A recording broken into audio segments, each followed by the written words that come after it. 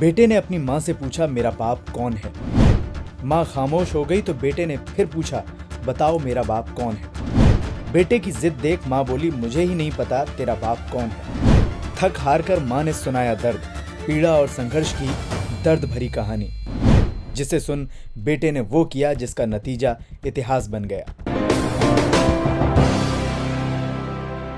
बॉलीवुड की कई फिल्में ऐसी हैं जिनमें लावारिस बेटा अपनी माँ से पूछता है, माँ बताओ मेरा बाप कौन है, बताओ माँ मेरे अंदर किसका खून दौड़ रहा है।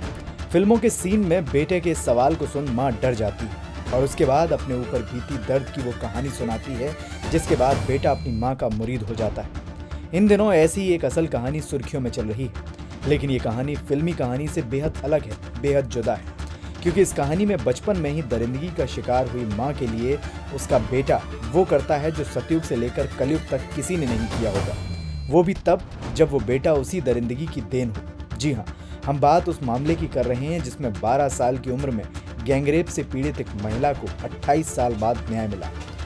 उसके साथ दरिंदगी करने वालों का पर्दाफाश हुआ। उसका जिस्म नोचने वालों में से एक पुलिस हवालात में पहुंच गया तो दूसरा पुलिस से बचकर भागता फिर रहा है।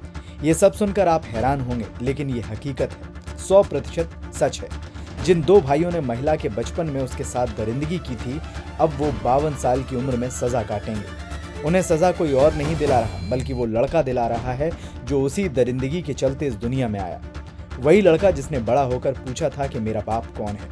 आज उसी लड़के ने अपनी माँ को न्याय दिलाने के लिए अपने बाप और उसके भाई का बुरा हाल कर दिया है। दरअसल मामला 1994 का है। एक 12 साल की नाबालिग लड़की अपने दीदी जीजा के साथ शाहजहांपुर के सदर थाना इलाके में रहती थी। उसके दीदी जीजा नौकरी करते थे। जब वो नौकरी के लिए चले जाते तो पड़ोस में रहने वाले नकी हसन और उसके भाई मोहम्मद रजी उर्फ गुड्डू लड़की को अकेला पाकर उसके साथ गैंगरेप करने लगे। लगभग 22 और 24 साल के दोनों भाई जब भी 12 साल की लड़की को अकेले देखते उसके घर में कूद जाते और उसका जिस्म नोचते। 12 साल की मासूम जब इसका विरोध करती तो उसे उसके दीदी जीजा को मारने की धमकी देकर अपनी हवस का शिकार बनाते। एक दिन जब मासूम लड़की वैश्यपन का दर्द बर्दाश्त नहीं कर पाई तो उसने अपनी दीदी जीजा को दरिंदगी की पूरी कहानी बयां कर दी, जिसके बाद दीदी जीजा आरोपियों से शिकायत करने गए, लेकिन आरोपियों ने उल्टा दोनों को मारकर घर से भगा दिया। डरे हुए दीदी जीजा ने आरोपियों के खिलाफ कोई शिकायत पुलिस में नहीं दर्ज कराई और कुछ दिन बाद शहर छोड़ दिया और कानपुर में रहने लगे। इसी दौरान गैंगरेप की शिकार लड़की बीमार हुई। उसकी जांच हुई तो पता चला कि वो गर्भवती है। घर वालों ने लोग लज्जा के डर से बच्चा गिराने को कहा तो डॉक्टर ने कम उम्र के कारण मना कर दिया, जिसके बाद मासूम लड़की ने कम उम्र में ही एक बेटे को जन्म दिया। हालांकि पीड़ित लड़की की मां ने पैदा हुए बेटे को किसी को दे दिया और जवान होने के बाद लड़की की शादी कर दी, जिसके बाद उसे फिर लड़का पैदा हुआ। लेकिन इसी बीच उसके पति को उसके साथ हुई दरिंदगी का पता चल गया और उसने उसे घर से निकाल दिया। इतना ही नहीं, सभी रिश्तेदारों ने पीड़िता से नाता तोड़ दिया। इसी बीच उस लड़के को भी अपने पैदा होने के पीछे की कहानी का पता चला तो वो अपनी माँ के पास आया और पूछा, मेरा बाप कौन है। तो माँ ने जवाब दिया कि 2 भाइयों ने उसके साथ दुष्कर्म किया है, ऐसे में कैसे पता कि तुम्हारा बाप कौन है। माँ की ये बात सुन बेटे ने अपनी माँ को न्याय दिलाने का फैसला किया और पुलिस के पास पहुंच पूरी कहानी सुनाई। मामला पुराना होने के चलते पुलिस ने टाल मटोली की तो माँ बेटे ने कोर्ट का दरवाजा खटखटाया और 4 मार्च 2021 को आरोपियों के विरुद्ध मामला दर्ज करा दिया। कुछ दिन मुकदमा चला और फिर आरोपियों के साथ लड़के के डीएनए की जांच हुई, जिसके बाद उस सवाल का खुलासा हो गया जो 28 साल से कोई नहीं जानता था, ना तो आरोपी बाप, ना तो पीड़ित माँ और ना बेटा। डीएनए जांच में आरोपी भाइयों में बड़ा भाई नकी हसन लड़के का बाप निकला, जिसके बाद पुलिस भी एक्टिव हुई और आरोपी गुड्डू को गिरफ्तार कर लिया। वहीं नकी हसन अभी तक फरार चल रहा है। पुलिस का दावा है कि जल्द ही वो भी सलाखों के पीछे होगा। इसमें कोर्ट के आदेश से ये मुकदमा दिसंबर 2021 में पंजीकृत हुआ था।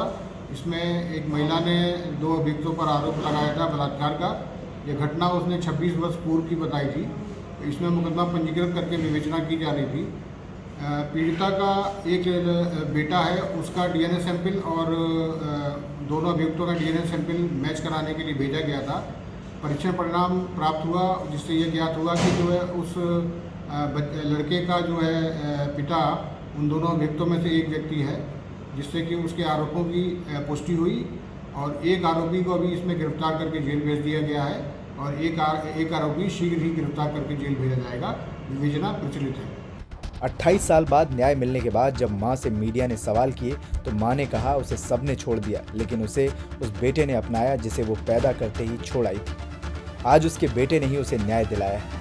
वो जिस दरिंदगी को मन में दबाए जीवन काट रही थी, उसके बेटे ने उन दरिंदों को सजा दिलाई, जबकि उनमें से एक उसका बाप है। Bureau report, NDTV Bharat. देश दुनिया की ताज़ा तरीन खबरों से रूबरू होने के लिए सब्सक्राइब कीजिए आपका अपना चैनल एनडीटीवी भारत।